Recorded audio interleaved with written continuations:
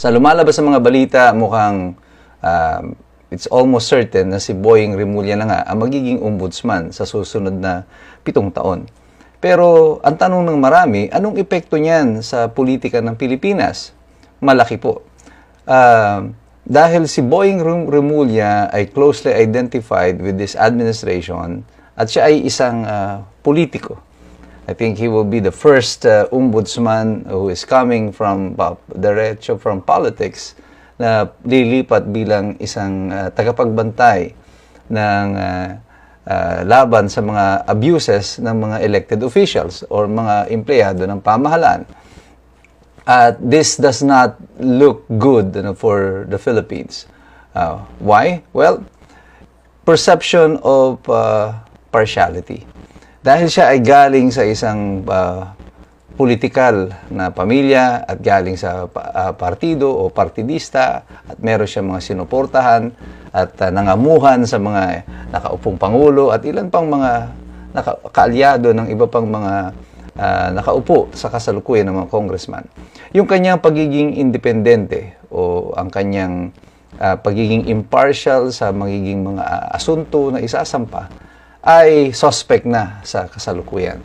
As a matter of fact, many are already perceiving that this is already Plan D of this administration. Almost all of their steps against the opposition led by Sara Duterte has already failed. At ngayon, pati yung impeachment pumalpak na. Plan D would be this one. I-appoint si Boying Remulla bilang ombudsman, pigilan si Sara Duterte para kumandidato bilang presidente. At this can also be Plan E, exit plan. Just in case something happens in 2028 or prior to 2028, may mangyari sa Pangulo at iba ang umupo na presidente, they have a safeguard in place to protect yung interest ng mga mag-aabuso sa panahon ng administrasyon na ito. Alam nyo naman, dito sa Pilipinas, ang uso lagi, basta nagpalit ng administrasyon, takot-takot na kasuhan ang ating pinag-uusapan laban doon sa previous na nakaupo na administrasyon.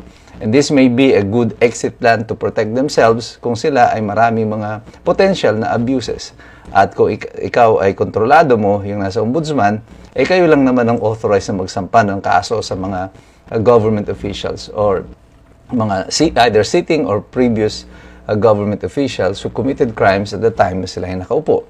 Sa dami ng kontrobersiya na ito sa flood control at inaasahan natin na sana nga maraming makakasuhan with Boying Remulla at the helm of the ombudsman, ay meron nga kaya. Ang pagdududa ba ng mga tao na ito sa katapatan ni Remulla sa demokrasya at sa ating legal system ay merong basihan? Well, tingnan po natin ang performance niya as DOJ Secretary. Bukod po sa pagpapakulong kay Kibuloy, pagpapadala kay Rodrigo Duterte sa Hague, at itong ilang mga kaso na naisampa nila kay Alice Goo tungkol sa kanyang POGO operations, there appears to be no major accomplishment ang DOJ. Wala pa nga silang naipakulong na kahit na sino mga major na mga politiko na involved sa mga katiwalian except yung mga nakakalaban nila. And it appears na parang mas madalas pa that the DOJ is being perceived as used for political purposes and as part of the propaganda. Natatandaan nyo yung mga missing sabungeros? Bago pumutok yung issue laban kay Lisa Marcos na muli tungkol doon sa paglalabas ng coroner's report ng United States ukol sa pagkamatay ni Paulo Tantoco, biglang pumutok ang balita na iimbestigahan yung tungkol sa mga missing sabungero. Nung medyo bumaba na ang interes ng tao doon sa issue kay Paulo Tantoco, yung mga missing sabungeros, missing pa rin hanggang ngayon. There appears to be no end in sight yet tungkol dito sa kaso na to. Until siguro meron na namang isang mainit na kontrobersiya, bila na naman susulpot yan. At yan ang problema sa perception ng tao ukol dito kay Boying Remulla, he being a politician, and then bigla na lang sila ay papasok dito sa ombudsman. Ang kanyang katapatan sa katarungan, sa hustisya, is now suspect. sa ating namang sistemang hudikatura, again, because the ombudsman is part of the judicial system, dahil sila ang magpo-prosecute ng mga kaso, the judicial system operates under extreme standards of trust and confidence by the people.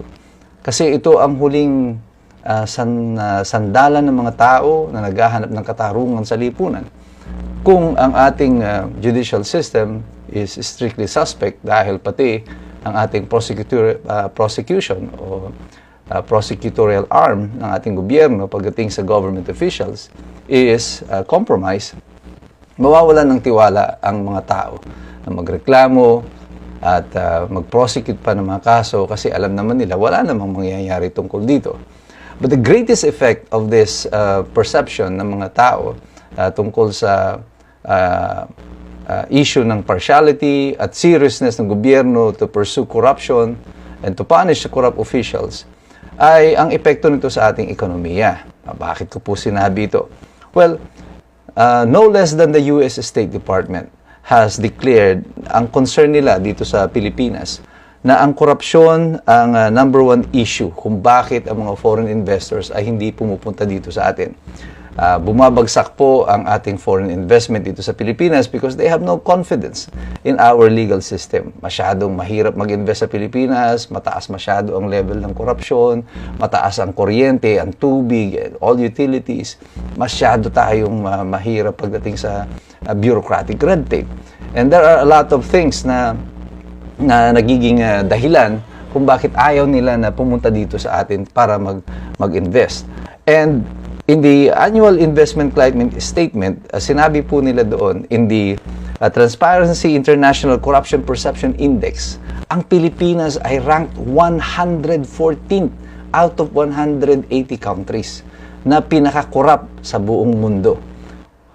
Number one being the highest, being the most efficient. Tayo po, we are in the bottom half of that perception, of the corruption index perception. We are ranked 114th sa pagdating sa level of corruption. In the World Economic Forum, again, they also cited corruption as the number one problem. The US State Department even ranked yung Bureau of Customs as the most corrupt agency. Ngayon siguro, na-overtake na ito ng Kongreso. But all of these things factored in ang perception kung ang ating uupo na ombudsman ay isang politiko at kaalyado ng mga previous ng mga politiko at previous administration, lalong bababa ang confidence, ang kumpiyansa ng mga foreign investors na magdala ng pera sa atin. At ang epekto nito, ang ating ekonomiya ang magsasuffer. And this is looking bad for the Philippines. And it appears that our government is not interested at all about the consequences and effect ng kanilang mga ginagawa sa ating bansa, sa ating ekonomiya. Ang mga tao ang nagsasuffer tungkol dito. So in my view, I don't think there is anything positive that we will get out of a ombudsman being led by Boying Remulla, who is a politician. Pero wala na po tayong magagawa dito kung yan ang gagawin ng Pangulo. This is all political. At tayo, magagawa lang natin, tayo ay magbantay, tayo ay magmasid, tayo ay mag-engage at mag-participate. Pero sa ating pag-participate, tayo po ay laging mag-aaral sapagkat mahirap makialam ang taong walang alam.